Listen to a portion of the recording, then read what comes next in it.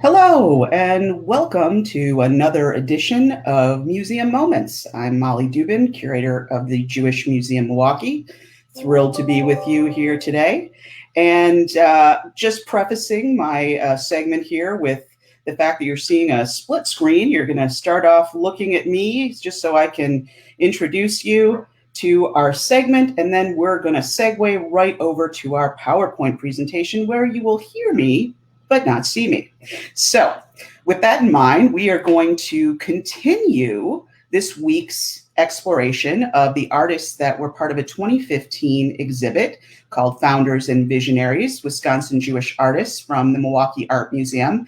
And as we discussed in Tuesday's segment, when we looked at the work of Aaron Borod and Fred Berman, the four artists who were featured in the show all contributed to the development of the Wisconsin and Milwaukee art scene, and were part of the development of venues, organizations, which were precursors to our contemporary art pillars.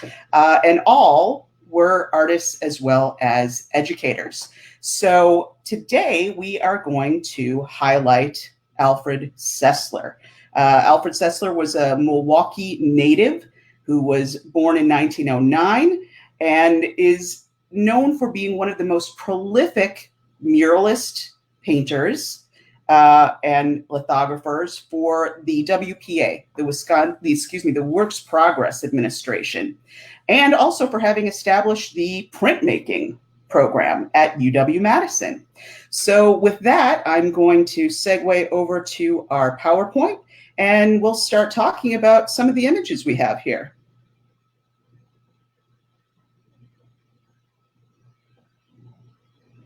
Okay, so there we have the very handsome Alfred Sessler. And as I just mentioned, he was very much involved in the Works Progress Administration. So what was the Works Progress Administration? During the Great Depression, the federal government became the country's greatest supporter of the arts. The primary motive for programs like the Federal Arts Project under the umbrella of the WPA was to create jobs for artists and to enhance buildings built and maintained with taxpayer money. So the WPA really brought art to people's everyday lives instead of solely leaving it in museums and galleries. So the WPA put people to work in a number of ways. And as I just said, under that umbrella was the Federal Arts Project. So the artists were a part of that. And here is a great poster for an exhibition of paintings by artists who were part of the Works Progress Administration program. And here is a great shot. Love this. So here you see both of these programs at work. Really, the basis for the Works Progress Administration. You have people being put to work, in the streets and in the cities. And here you have an artist actually capturing the work being done by these individuals who are part of the Works Progress Administration. And the artist is certainly part of the Federal Arts Project. So I love that. So let's get into talking a little bit about Sessler, a little bit about his background and his pieces. So you're looking at a piece right now entitled Debris from 1939. And just to give you that information before we embark on a little bit of backstory here. So early on, Sessler's parents, who had immigrated from Hungary, encouraged him to draw and sketch from a very young age. His talents were cultivated through classes at the Leighton School of the Arts. He then went on to take classes at the Milwaukee State Teachers College, which we know is the precursor to UWM, UW-Milwaukee, that is. And he graduated from the Milwaukee State Teachers College in 1944, and then earned his master's of arts from the University of Wisconsin-Madison in 1945, and then joined their art faculty. And that was a position he held until 1963. So in the 1940s, Sessler began experimenting with color wood blocks. in traditional color printing, and I'll say we'll get to looking at some of those images in a minute here, but in traditional color printing, a separate wood block was used for each color. So you had a master block, and that contained the complete image, and then that would be split into as many color blocks as necessary. And in the 1950s, Sessler developed a different process where he had a separate one block. So he just employed one block, and it was a color reduction woodcut. And this was really a revolutionary development. And in fact, Sessler's work, and particularly a piece entitled Still Life, the Vase from 1957, which is one of these woodcut block reductions, predates Pablo Picasso's color productions by at least a year. So getting to the image we're looking at now and tying us back to our earlier mention of the WPA, Sessler had always talked about being a fighter for the underdog. And that really makes a lot of sense when you think about how actively he became involved in the WPA and in the Federal Arts Project. He produced many lithographs and etchings in a social realist style during his time with the WPA. His work addressed strong themes of social and racial injustice, the struggle of the unions and the divide between labor and capital. He believed strongly that art should be available to everyone. That really sums up what we're talking about here nicely. It shouldn't only be for a privileged few.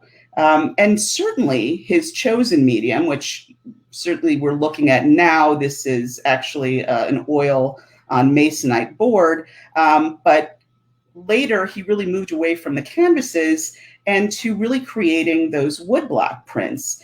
And because of his chosen medium, he could produce in much greater numbers and at a much less cost than canvas paintings. So this made the pieces much more accessible to the masses.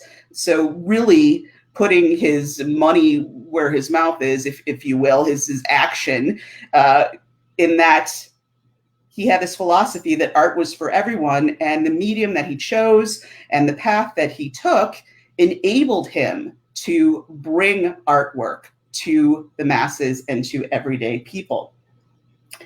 So I want to talk a little bit about some pieces here. As I mentioned earlier, we're looking at a piece entitled Debris from 1939, and this was actually allocated to the Milwaukee Public Museum by the Federal Works Agency of the Works Progress Administration, and then eventually became part of the Milwaukee Art Museum's collection.